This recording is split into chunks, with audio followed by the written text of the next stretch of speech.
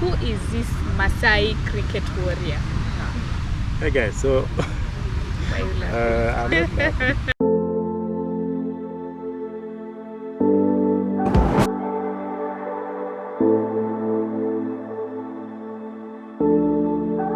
We don't have to wait like outsiders to tell us what we do. We take that role, we take that initiative. It has good. We want to change our society in a positive way. What a beautiful moment with one of the Maasai cricket warrior. So today it's going to be an interesting conversation to know more about who is a Maasai cricket warrior and why they are playing this cricket, and how it began, the history about all that. So today I'm with one of the most famous Maasai cricket warrior known all over Kenya. Actually, maybe you might have seen his face somewhere, and today I'm privileged to have him on my channel. Welcome. Thank you very much for hosting me here. I want to know, why is the name Maasai cricket warrior? Thank you for hosting me here. My name is Sonyango Lengais. Cricket was introduced to our village in 2007, and that is when we started just playing cricket just casually, and then after some years it actually just started as like a group of warriors really who are so passionate about cricket, because the way you play cricket is just like throwing a ball, like bowling. You use it bowling, and also like batting, you hit the ball, and shielding. You can compare that to shielding, which is we have the shield in the Maasai, and then we have the ball. You can relate that to a spear. So it was really easy for us to grasp the cricket. We use cricket also not only as a sport, but as a platform to raise the awareness on issues that are affecting our communities. Okay. Retrogressive cultural practices like female genital mutilation, early marriages, environmental conservation, climate change, and just raising awareness on health issues. And we have a documentary called Warriors that it was actually premiered in Hollywood. Okay. And I'm the main character in that documentary. And so we also were featured in so many media. We won several awards because of our using sports from that basic community lifestyle, and especially the Maasai, because mostly people just know the Maasai as who are grazing. Yes, just the pastoralists. Yeah. And really a basic lifestyle. And it is actually very basic, no complication. But you see now, when you blend culture and sports, and not only the common sports here in Kenya, but actually the less famous sports like cricket. Okay. So it was really a very beautiful moment for us to take to the stage. We played in Australia, we played in South Africa, we played in the UK, we featured in different films. So it's a very, very big platform for us to especially just try to use it to raise awareness of these issues. So how has this cricket game changed the community, the Maasai community? The person who introduced cricket was a lady who used to do research in our region. Okay. And she's from South Africa. And coming from South Africa, they play a lot of cricket in South Africa. And so she had to bring some cricket balls to our region, and that's when we started just playing. We first actually played when we were in school.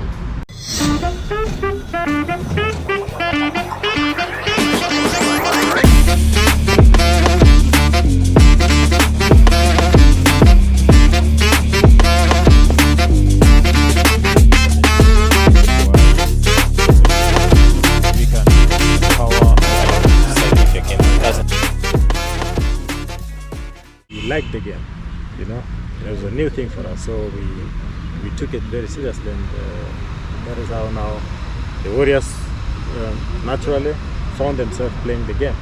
Okay. And so the name was the Maasai Cricket Warriors. Oh, that's where now the Yes, name came because from. Huh? just the Warriors eventually, after many years, finding themselves liking the game and even taking part in some local matches in Kenya. Okay. Yeah. Oh, that's nice. So guys, I also want to learn more about this Maasai cricket warrior. So, who is this Maasai cricket warrior? Hey guys, so Why you laugh? I'm not laughing. I'm just smiling. Anyways, so so Nyanga Olengai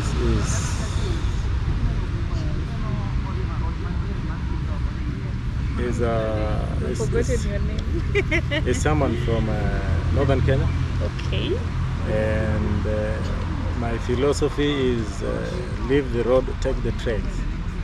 And I would like to really, I'm always like very enthusiastic, very inquisitive, and very passionate about really trying to learn from other people, because I believe the world is for all of us, and I can live in any place that I want. Okay. And so it's just about really you know, putting yourself out there and, you know, taking risk, you know, traveling.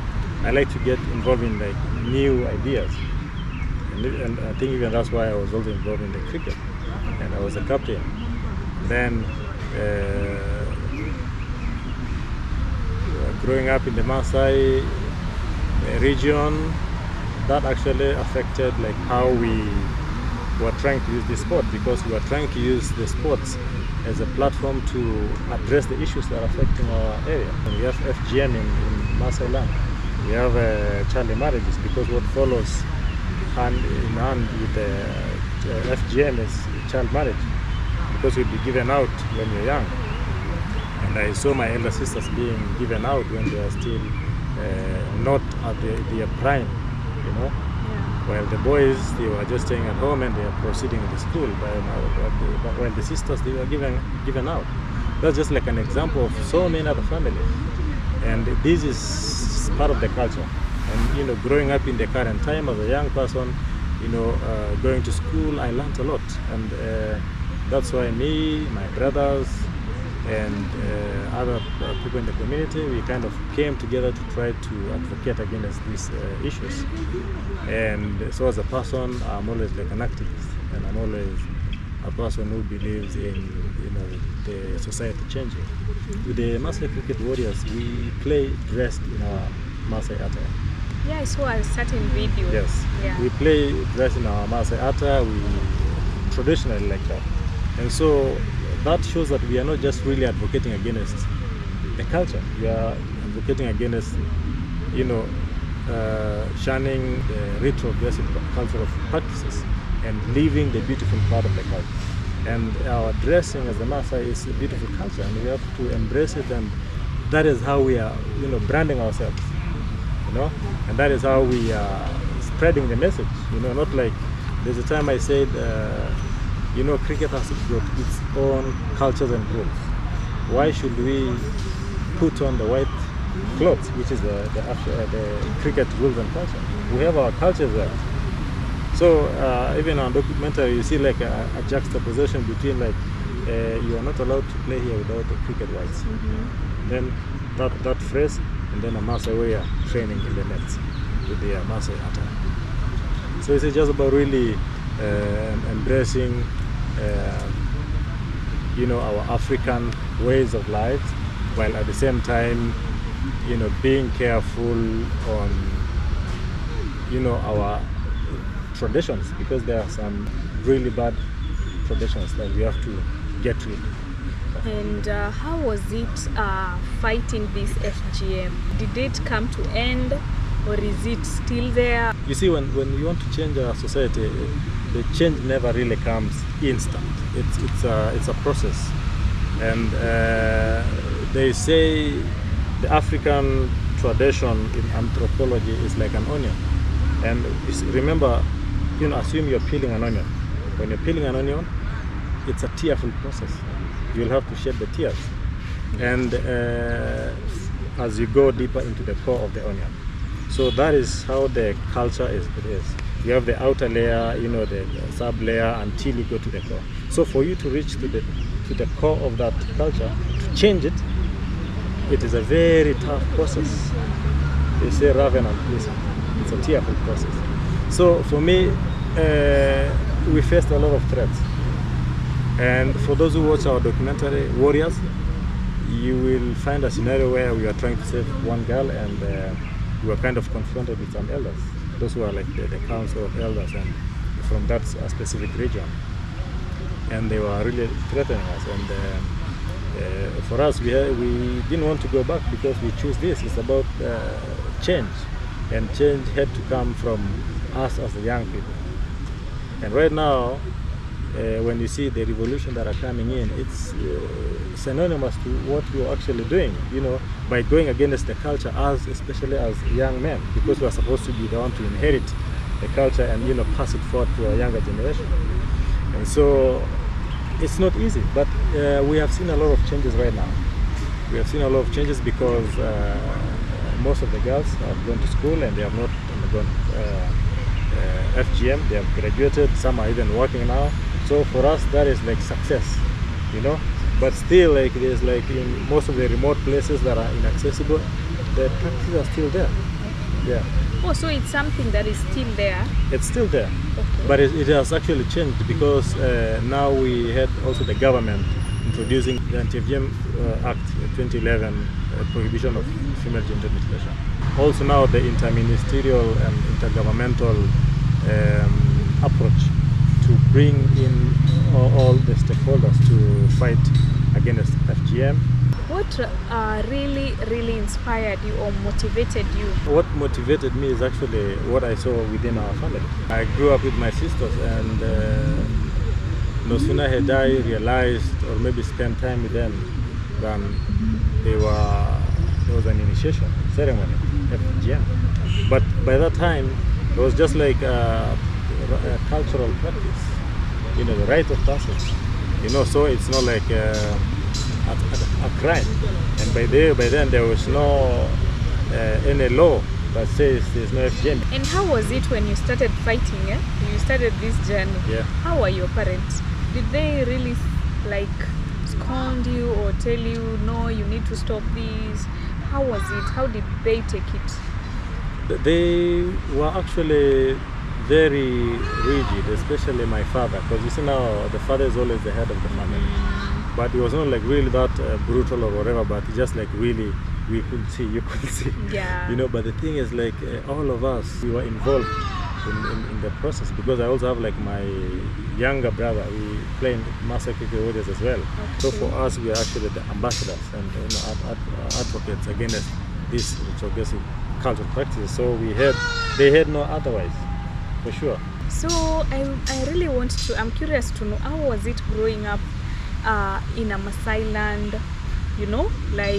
Maasai represents Kenya, and I know you guys are really into the culture. Like you still practice Maasai culture. How was it when you're growing up in a Maasai family? Growing up in a Maasai family in the countryside is beautiful.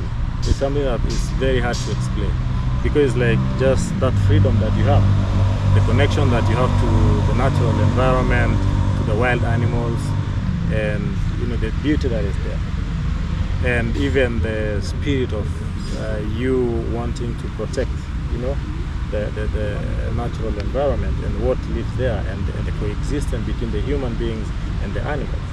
And that's why you see in the current times we're having a lot of human-wildlife conflict because of issues of climate change and issues of people grabbing the land that is supposed to be for conservation. So growing up in the countryside, the Maasai area is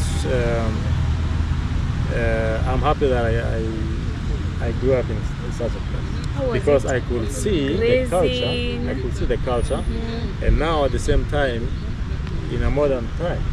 So it's like in between, like you have to balance, not losing this one and not being immersed and disappearing into the current modern world. Yeah. So growing up, what you actually do is you start being introduced into like looking after the young ones of the goats, the sheep, the calves, especially the boys. But the girls now, they are with the mother, like, they're being like introduced to like cooking and just doing like some things around the homestead, collecting firewood, maybe collecting water.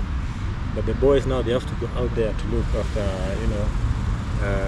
or maybe accompany their father or maybe their elder brothers to go and look after the cows and even the sheep. And then slowly you become an expert in that field.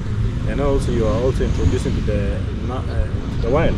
You're interacting with the animals, so you start learning how can I avoid the lion, how can I avoid the elephant, how can I avoid the buffaloes, or even these other cats. And also just how to navigate instead of like really triggering them, like how can we all try to coexist. So it's a very interesting. Okay, so you can walk in a game park, a game reserve, definitely, full of animals. Yeah. I ever worked on a research project, monitoring of wildlife animals and invasive species. Because I was watching certain documentary of a young Maasai boy going to school, and the only way to school, he has to go through a forest full of lions. That is my elephants. life. That is was my your life. life. Yes, we have to make sure that like crossing some rivers and you have to be very careful. And we could even delay, getting to school sometimes. We get to school late. But at the same time, the teachers at school are waiting for you and they will beat you. Those days. And then it's a very interesting life. It's a very interesting life. I've learnt a lot actually about the Maasai culture, the Maasai cricket warrior, because I was just watching videos but I was not understanding how it is done or where the Maasai cricket warrior came from. So also, can you tell me, are you still in the fight of FGM, early marriages, or what are you doing right now? Advocacy against FGM is still the thing I'm actually doing. And why I'm involved is because I saw its effect. And I believe the young girls really need not only one person but many people to come together to join forces and end these cultural practices. And so what I'm doing right now is my profession first is filmmaking, documentaries. And so I work with the NGOs on matters, advocacy, and try to help them to tell these stories in a professional way. I have a master's in media and globalization. I have a degree in communication, electronic media, and I'm using that expertise to really, put these stories together to tell stories in a better way, in a way that is going to be fair to the subject, the person you're telling the story, and a story that is going to be fair to the community and to the story itself. So that is what I'm doing right now.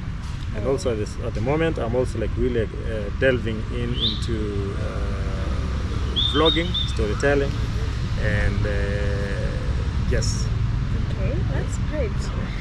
So guys, we have talked a lot, and welcome to Kisumu. I hope you are enjoying Kisumu city. I am. How? What do you think about Kisumu? Kisumu is a vibrant city. It's a beautiful city, and I never really thought that it is like this, like chilled. I took a lot of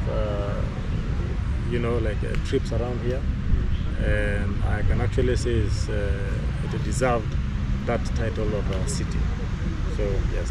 Okay, so guys, my friend here actually just reached me out. He has been my fan. Yeah, those silent fans who always watch my channel, but they don't comment. So when he reached me, he told me, I want to visit Kisumu, and I hope you're going to spare some time at least to show me around Kisumu city. I didn't know he's a Maasai cricket warrior until later on. That is when I came to realize, hey, okay. But we have had an amazing time actually here in Kisumu city, and also is an upcoming YouTuber. He has opened a YouTube channel. Yeah? It is open. So he's waiting to upload the videos. He goes by the name Sonyanga Olengais. So I'm going to pin his name just above the video so that you're going to see it. So he's a new YouTuber in this journey. He wants to document more about Kenya and also create memories as he travels across Kenya. You know, most of us don't know more about Kenya. We have not traveled actually in Kenya. We don't know Kenya. So it's time is introducing Tembea Kenya. Tembea Kenya. Yes. So I'm so glad to feature you on my YouTube channel, and I hope the next time we are going to meet you with 100k subscribers. Why not, guys? It's possible. So please subscribe to his channel. Yeah, Sonyanga Olengais. By the way, he has so many videos coming, and very beautiful videos. You don't have to miss this. So stay tuned, guys. We're going to end this conversation at this point. Until next time, have a good time. Bye bye.